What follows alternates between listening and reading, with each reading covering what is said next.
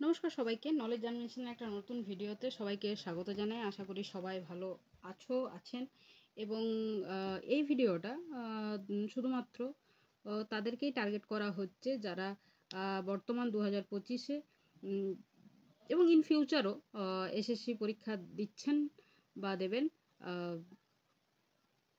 2016-এর এবং 2025-এ যেসব নতুন ক্যান্ডিডেটরা রয়েছেন তাদের সবাইকেই টার্গেট করে শুধুমাত্র লাইফ সায়েন্সের যেসব স্টুডেন্টরা রয়েছেন বা যে ক্যান্ডিডেটরা রয়েছেন তাদের জন্য এই ভিডিওতে আসলে যে টপিকটা নিয়ে ভিডিওটা বানাচ্ছি অলরেডি এই টপিকের 2 থেকে 3টা ভিডিও বোধহয় আমার অলরেডি করা হয়েছে।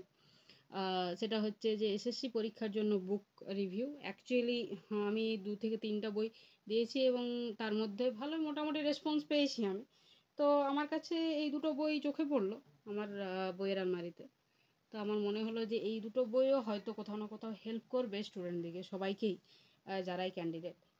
বেসিক্যালি এই দুটো বই কিন্তু শুধুমাত্র এমসিকিউ বেসড বই, ঠিক আছে? এই দুটো বই আমি দেখাবো। এমসিকিউ মানে একদমই এমসিকিউ না, যেমন এই বইটা একটু এসে টাইপ, এটাও সামান্য এসে টাইপ, বাট মেজরলি আমি যখন গ্র্যাজুয়েশনের সময় কিনেছিলাম বা পড়েছিলাম সেটাতে এমসিকিউটাকে মেন কভার করার জন্য। এখানে কিন্তু খুব একটা বেশি থিওরিজ পাওয়া যাবে না, ঠিক আছে? তো যাই হোক, আমি একটু ডিটেলস করব দুটো বইকেই। মেজরলি এই দুটো বই বটনি পার্টটাকেই কন্টেন্ট করছে। সো এই পুরো সিলেবাসটা 9, 10, 11, 12-এর যে সিলেবাসটা রয়েছে সেই পুরো সিলেবাসটার যদি আমি বটনি পার্টটাকে দেখি, পুরো সিলেবাসের যদি বটানি পার্টটাকে আমি দেখি, তো মোটামুটি বটানি পার্টে যারা ধরে ধরে সিলেবাস কমপ্লিট করছেন তাদের সবার উদ্দেশ্যেই এই বই দুটো খুবই হেল্পফুল হবে। ইনকেস যদি এখন মার্কেটে আছে, তো আমার কিন্তু জানা নেই, আমি বহুদিন আগে কিনেছি, বাট আমার মনে হচ্ছে যে একটু শেয়ার করি, যদি কেউ মার্কেটে পেয়ে যান তো হয়তো এই বইটা হ্যান্ডবুক হিসেবে কিছুটা হেল্প করবে। যেমন আমি প্রথম যে বইটা দিয়েছিলাম সেই বইটা তো অনেকে আবার আমাকে এটাও বলেছিলেন যে এই বইটা সিলেবাসটাকে ছোট করে দিচ্ছে। তো আমি সেখানে উল্লেখ করেই দিয়েছিলাম যে হ্যাঁ, একটা বইয়ে যদি পুরো সিলেবাস এসএসসির কেউ খুঁজতে যায় তাহলে সে বোকামিই করছে। তাকে এইরকম বিভিন্ন বই খুঁজে খুঁজে এবং টপিক ওয়াইজ সাবজেক্ট পুরো সিলেবাসটাকে কমপ্লিট করতেই হবে। সে বিভিন্ন বই থেকে, এত বড় গ্র্যাজুয়েশনটা যখন আমরা কমপ্লিট করছি তখন এত হাজার হাজার বই পড়তে হচ্ছে আমাদের। মোটামুটি 7-8টা বই তো আমাদের ছিলই বড় বড়।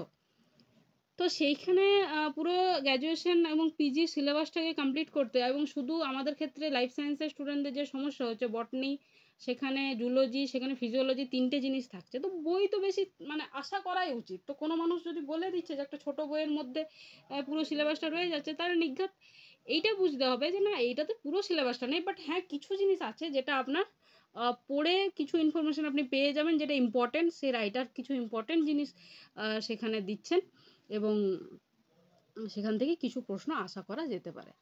তো আমি প্রথমেই যে বইটা একটু আলোচনা করব সেটা হচ্ছে এই বইটা, ঠিক আছে?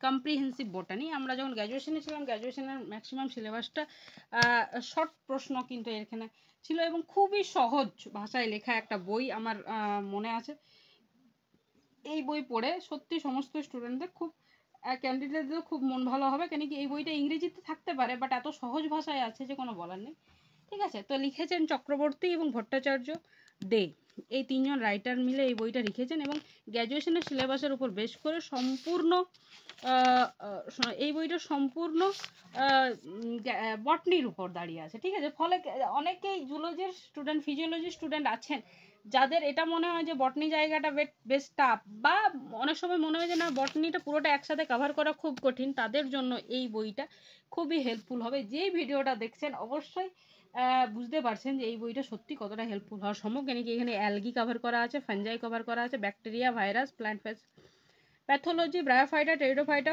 ফসিল, পেলিওবটনি পার্টটা আছে, gymnosperm, anatomy, morphology, taxonomy, plant physiology, cell biology যেটা প্ল্যান্টকে বেস করে, জেনেটিক্স প্ল্যান্টকে বেস করে, প্ল্যান্ট ব্রিডিং যেটা আমাদের সিলেবাসে রয়েছে, ঠিক আছে? এসএসসি সিলেবাসে কিছুটা এই জায়গাগুলো, এই ইকোনমিক বটনি, ঠিক আছে?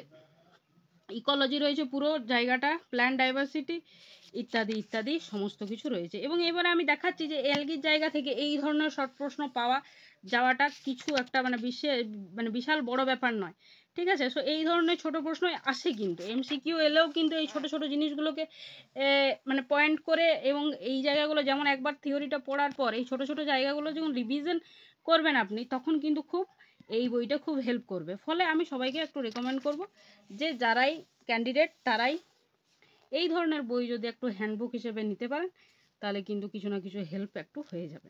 ঠিক আছে, সো যদি মার্কেটে পাওয়া যায় এই বইটা, যেমন আমি একটা দুটো আরও জায়গা দেখাচ্ছি। ঠিক আছে,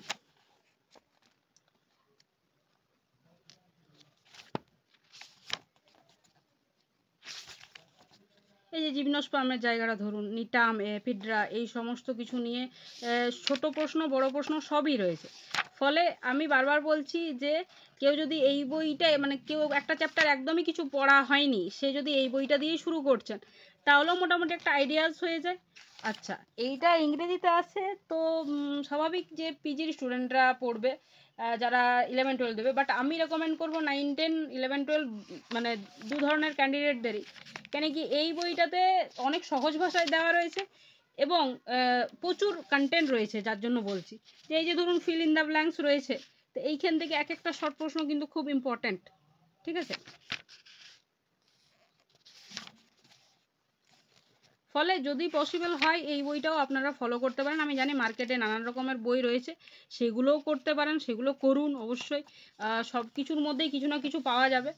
বাট আমার মনে হলো যে এই বইটা তখন সেই সময় আমরা পড়েছি এবং মানে কিছু তো মানে ভেতরটা ভালো রয়েছে, তার জন্যই আমার মনে হলো যে একবার আমি, যেমন ফ্রুটস যখন মরফোলজি পড়বো আমরা, বটনিতে আমরা যে মরফোলজি পার্টটা, এটা অনেক সময় অ্যাট এ টাইম এক জায়গাতে রিভিশন করতে খুব অসুবিধা হয়। ফলে একটা ছোট বই থেকে শর্ট প্রশ্নগুলো যদি আমরা একটু মানে রিভিশন করতে পেরে যাই, তাহলে কিন্তু এটা অনেক ইউজফুল হয়ে যায়। সেটা আমরা যারা বটনি থেকে বিলংস করি তারা তো জানি, বাকিরাও হয়তো বুঝতে পারছেন ব্যাপারটার গুরুত্ব। তো এইটা একটা বই ছিল যেখানে কিন্তু সমস্ত কিছু খুব সুন্দর করে দেওয়া রয়েছে। ঠিক আছে, এক নাম্বার। এইবারে আমি নেক্সট যে বইটা দেখাবো সেটা হচ্ছে যে এই বইটা, এই বইটাও দারুণ বই একটা। যদি কেউ কম্প্যারিজন বলা হয় যে ভাষাটা কার একটু কঠিন, তো আমি এই বইটা বলি। ঠিক আছে, এই বইটা একটু একটু ভালো বই এবং এই বইটাতে প্রশ্ন উত্তরগুলো একটু সেই রকম আছে। বাট এটাই ঘটনা যে এই বইটাতে প্রশ্ন খুব ভালো ভালো প্রশ্ন পাওয়া যায়। ফলে দুটো বই রেকমেন্ড করা রইল। এইটা হচ্ছে লেভেন্সের কোশ্চেন আনসার সিরিজ বটনি, একদমই বটনিদের জন্য, এবং এটা গ্র্যাজুয়েশন প্লাস পোস্ট গ্র্যাজুয়েটের যে স্টুডেন্ট তারা, বিশেষ করে আমাদের এখন যারা কম্পিটিটিভ এক্সামে যারা রয়েছেন তাদের সবার জন্য এটা রেকমেন্ড করছি। বইটা নো ডাউট একটা ভালো বই এবং সেম সিলেবাস কন্টেন্ট করছে। ঠিক আছে, সেম সিলেবাস কন্টেন্ট করছে, এর ভাষা একটু একটু স্ট্যান্ডার্ড বই এইটা, একটু, এটা আমার মনে হয়। ভাষার দিক দিয়ে বলছি, বাকি কন্টেন্ট অলমোস্ট সেমই থাকে। কেউ যদি দুটো বই নিতে পারেন নিতে পারেন, কেউ যদি একটা বই নিতে পারেন সেও নিতে পারেন। এবার ডিপেন্ড করছে যে আপনার কেমন বই পছন্দ। কেউ যদি মানে ওই যে বললাম যে একটু সহজের মধ্যে নিতে চান, যেটা আমি শুরুর থেকে আমার সিরিজে বলছি যে হঠাৎ করে টাফেস্ট বই, যেহেতু অনেকদিন ধরে কারোরই প্রিপারেশান নেই, নতুন হোক পুরনো হোক, তাদের জন্য ওই বইটা আমি রেকমেন্ড করবো। আর যারা দীর্ঘদিন ধরে প্রিপারেশান করছেন তারা তারা এইটা সুকুমার ঘোষ, জয়প্রকাশ কেশরীর বইটাও পড়তে পারেন। ঠিক আছে, ব্রায়োফাইটা দেখুন, ব্রায়োফাইটের পটোনিমা কি, এটা কি ওটা কি, সমস্ত কিছু কিন্তু রয়েছে, পটোনিমা সম্পর্কে ডিটেলস রয়েছে। যারা এইবারে যাদের বটনির আইডিয়া একদমই কম, মানে যারা সত্যি যে জুলজি এবং ফিজিওলজির স্টুডেন্ট, যাদের পটোনিমা সম্পর্কে কোনো আইডিয়াই নেই, তাদেরকে আগে বলবো আমি যে পটোনিমা আপনি একবার ভিডিও সার্চ করে নিন, তারপর থিওরিটা পড়ুন। অনেকে বলে যে প্রথমেই থিওরি পড়ে তারপর ভিডিও সার্চ করতে, কিন্তু আমি আমি বলবো যে যদি কোনো টার্মিনোলজি একদমই না জানা থাকে, তখন আগে ভিডিও সার্চ করে দেখে নিন, এটা সম্পর্কে একটা আইডিয়াস করুন, তারপর বই পড়বেন। অনেকে আবার কি করছে, শুধু ভিডিও সার্চ করছে, পড়ছে না বা লিখছে না, সে আরও ভুল করছে। ভিডিও সার্চ করার পর সেটা সম্পর্কে ভিডিও দেখে যে আইডিয়াটা পেলেন সেটা একটু লিখে নিন, এবং তারপর সেই টপিকটা বইয়ে কোথায় আছে সেটা পড়ুন, এবং বই থেকে কী ইনফরমেশন পেলেন লিখে নিন। এবার আবার অনেকে বলবে যে না এই সময়ে লেখার সময় হচ্ছে না, তো যেটুকু লেখার সময় হচ্ছে সেইটুকু লিখুন, পুরো একবারে ডিটেলসে আপনাকে বই লেখার দরকার নেই, কিন্তু 2 লাইন হলেও সেটা নিয়ে লিখুন। কেন কি লিখলে ব্রেনে সেটা একটা ব্রেনে একটা দাগ পড়ে, যেটা আমরা মনে করি, সে ছাত্রছাত্রীদেরও বলি। তো ওই যে ব্রেনে ওই জিনিসটার একটা প্রতিচ্ছবি তৈরি হয়, সেইটা আপনার আশা করছি যে পরে সাহায্য করবে। তো এই দুটো বই কেউ যদি মানে কারো কাছে যদি আছে, তাহলে সে নিশ্চয়ই বুঝতে পারছেন যে এই বইটা সেই মানে না রেখে এটা পড়তে শুরু করে দেওয়া উচিত। ঠিক আছে, আর যাদের কাছে নেই তারা একটু জোগাড় করার চেষ্টা করুন। এছাড়া এই দুটো বই যে কিনতেই হবে ইমিডিয়েট 3 মাসের জন্য তার কোনো মানে নেই। এর বিকল্প আরও অনেক কিছু আছে। নেক্সট ভিডিওতে আমি সেইটা নিয়ে আসবো। ঠিক আছে? যদি ভিডিওটা কোথাও একটা ভালো লেগে থাকে তো প্লিজ একটু ভিডিওটা লাইক করে চ্যানেলটা সাবস্ক্রাইব করে দেবেন, যদি মানে মনে হয় যে এই চ্যানেলটা থেকে কিছু উপকার হচ্ছে। আর যদি মনে হয় কারো একটা হেল্প হয়ে যাবে তো একটু শেয়ারও করে দিতে পারেন। আর ব্যাস এইটুকুই। দেখা হচ্ছে পরের কোনো ভিডিওতে।